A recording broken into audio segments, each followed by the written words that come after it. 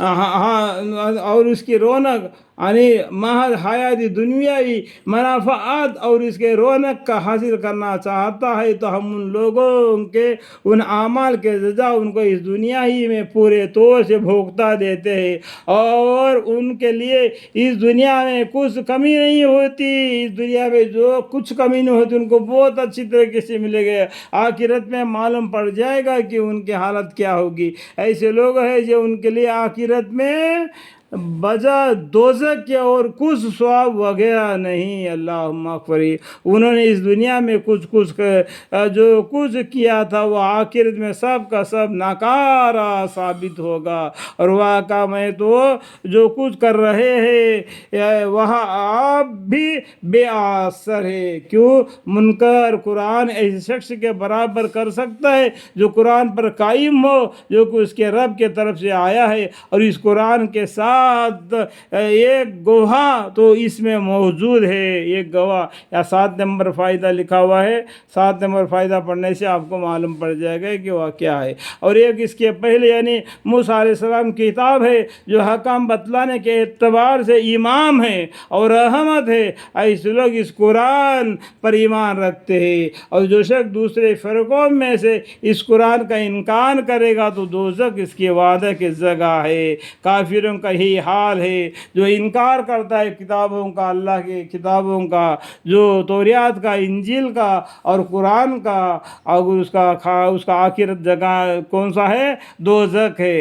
انکار کر کے، جھٹلا کے اللہ کے حکام کو، پیغمبروں کو الٹے سلٹے باتیں کر کے ان کو ایذائے پہنچا دیتے ہیں، اللہ تعالیٰ ان سب کو قیامت کے دن میں عامل فیصلہ فرما دے گا، ان سب کو دوزخ کی طرف ہانکے گا۔ اس کے وعدہ کی جگہ ہے۔ کافر کا یہی حال ہے۔ سوائے مکھاتا تم قرآن کی طرف سے شک و مت پڑھنا۔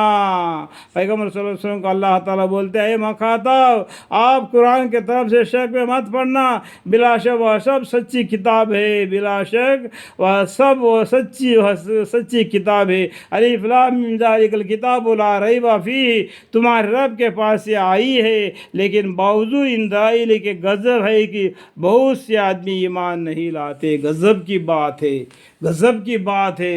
اتنا بتلانے کے بعد، سمجھانے کے باوجود بھی یہ لوگ قرآن پر ایمان نہیں لاتے، جو وحی کے ذریعے سے اللہ کی طرف سے نازل ہوا ہے۔ اور اس شخص سے زیادہ کون ظالم ہوگا جو اللہ تعالیٰ پر جھوٹ باندھے؟ ایسے آدمی سے زیادہ کون ظالم ہوگا جو اللہ تعالیٰ پر جھوٹ باندھے؟ ایسے لوگ قیامت کے روز اپنے رب کے سامنے پیش کیے جائیں گے، اور اعمال کے گواہ فرشتے اعلان یوں کہیں گے کہ یہ وہ لوگ ہیں جنہوں نے اپنے رب کی نسبت جھوٹی باتیں لگائی تھی۔ جو دہنے بائیں منکر نکیر جو فرشتے ہیں جو نام اعمال لکھ رہے ہیں، کل قیامت کے دن وہ فرشتے خود بول اٹھیں گے، کہیں گے کہ یہ وہ لوگ ہیں جنہوں نے اپنے رب کی نسبت جھوٹی باتیں لگاتے۔ سب سن لو کہ ایسے ظالموں پر خدا کے زیادہ لعنت ہے جو کہ اپنے کفر اور ظلم کے ساتھ دوسروں کو بھی خدا کے راہ یعنی دین سے روکتے تھے، اور خود بھی ایمان نہیں لایا اور دوسرے کو ایمان لانے سے بھی روکتے ہیں، اور جو مسلمان ایمان لائے ان پر ہنستے ہیں، ہنسی اڑا دیتے ہیں، ان کو دلوں کو درد پہنچا دیتے ہیں، اور اس راہ میں کجی اور شواہد نکال کی تلاش و فکر بھی ہاں کرتے تھے۔